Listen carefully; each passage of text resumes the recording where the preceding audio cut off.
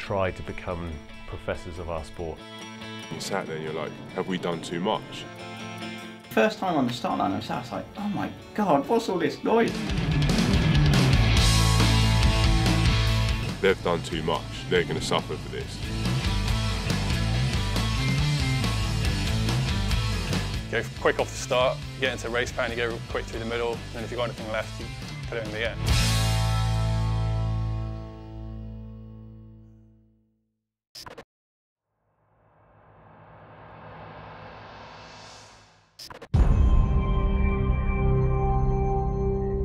One of the things that we always say is that we want to race how we train.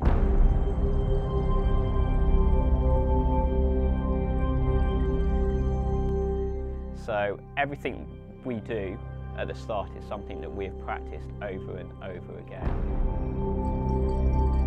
One of the things that we're always clear is calmness on the start line.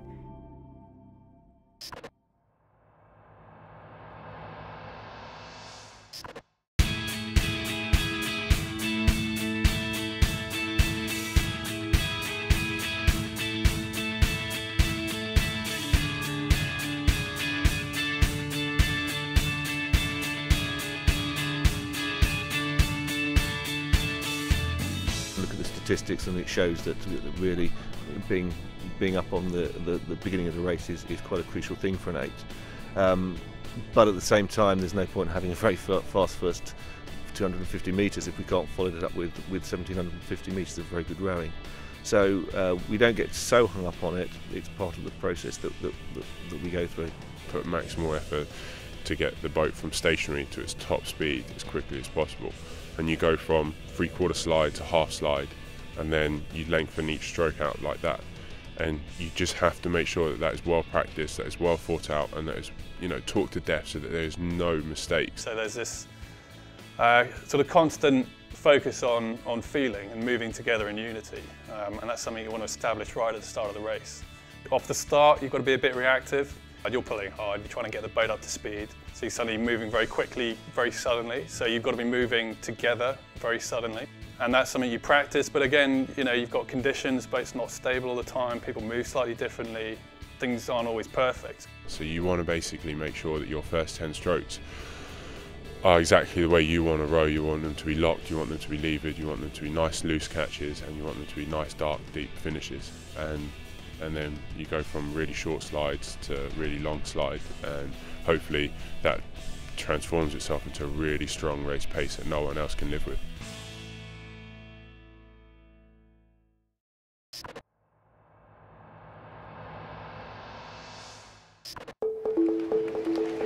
At the mile and 1/8 signal, Reed and Triggs Hodge are striking 23. Cabo Ortiz and Domingos Lorenzo. It was my job in the coxswain's pair to be the strategy guy during the race. So leading that boat from the bows, keeping an eye out from side to see where the other crews are and decide when to push and when to maintain our rhythm, decide what a good rhythm is, are we there, if we're not, then get there.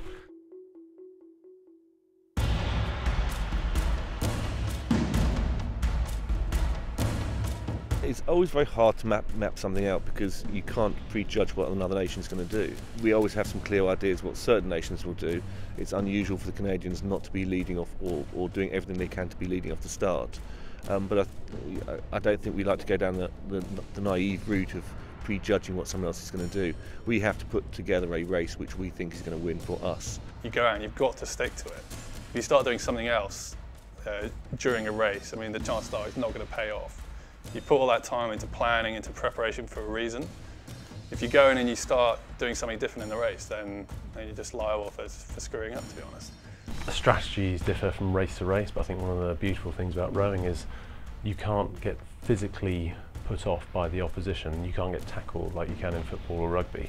So you could ignore the opposition, think about how to get the very best out of yourself, like you're racing the clock, and then just race on the red line without worrying about having a fast start or quick through the middle or a sprint finish, something like that. You could just work out what's best for you, and if all the other boats do something crazy, like have a slow start or have a fast start, you just stick to your guns, you don't get put off or tackled, and then you come through to the end.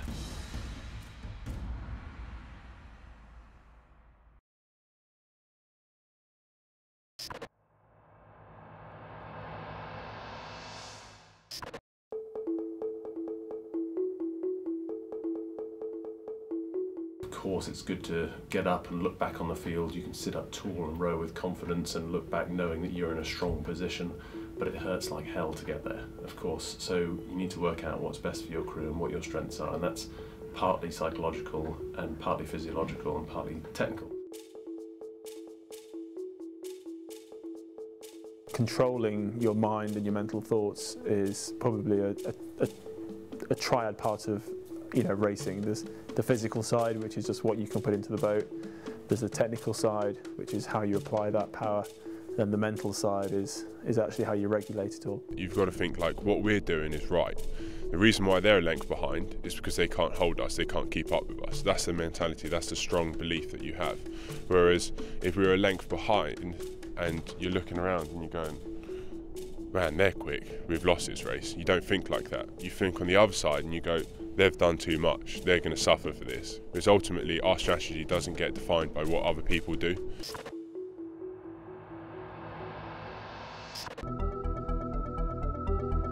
When I was a junior, I used to use them all the time.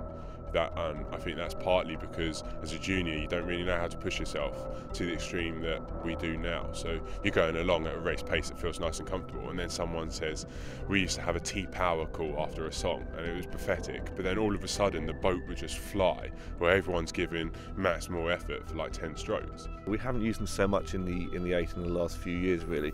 It's the idea of just having maybe 10 concerted strokes where everyone's just putting in optimum effort. Over the last few years we've tried to make it a little bit more whereby the power is distributed over the whole race rather than just having a burn or a push as we used to call them. I think the problem is you have to, after you've done 10 strokes or 15 strokes, you then have to put the rest of the race on. Essentially you're rowing at such a high intensity, you can't just stick 10 strokes in really hard because you'll A, kill yourself, and B, it won't make that much difference because you're at such a high intensity anyway.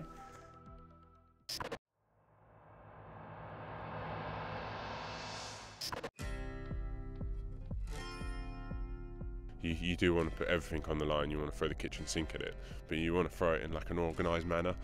Part of me needs to believe that the last 10 strokes weren't achievable. I should have pushed myself so hard that the last 10 was just a pipe dream, but actually if you put yourself in that position you will be able to do the last 10, and that's breaking some barriers, and it is a lot of pain. If someone really hits the wall then you can lose the race in the last bit, and it's one of the things we always say, it's the last stroke that counts, and we really believe that, and we really train like that all the time. I mean, if we turn half a stroke early at the finish line here, straight away we'll pick it up and no, sorry, that's not what we want. We always have to make sure it's the last stroke that counts. We try to become professors of our sport, and part of that is becoming professors of competition, not competitiveness. I mean, we're all competitive of course, but being real students of competition and getting that right and working out your best strategy and how to prepare and what you're going to do in crisis situations is all part of it. And I think that is one thing that makes sport, not just rowing but all sport, absolutely fascinating, and one thing that we really need to get right in the races leading up to and including the Olympics. But I'm sure we'll get that right.